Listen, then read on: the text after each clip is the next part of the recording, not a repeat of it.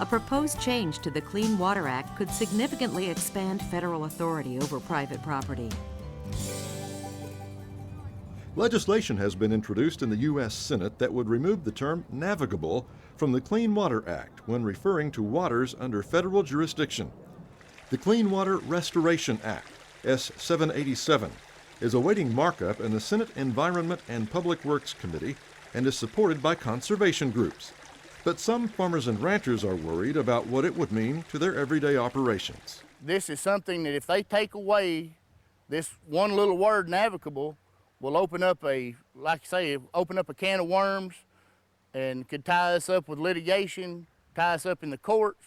Anything that we do in our livelihood, it could limit that. And it would cost us more in permits, more in government regulation.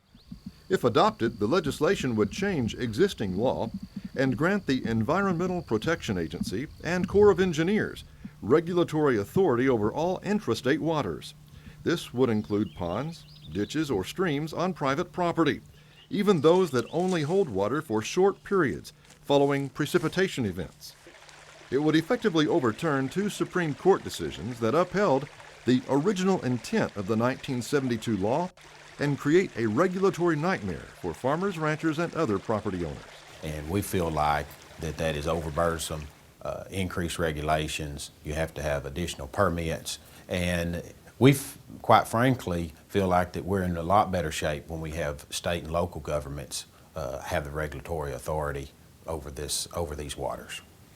Arkansas Farm Bureau has written letters of concern to the state's congressional delegation and asked other State Farm Bureau presidents to do the same.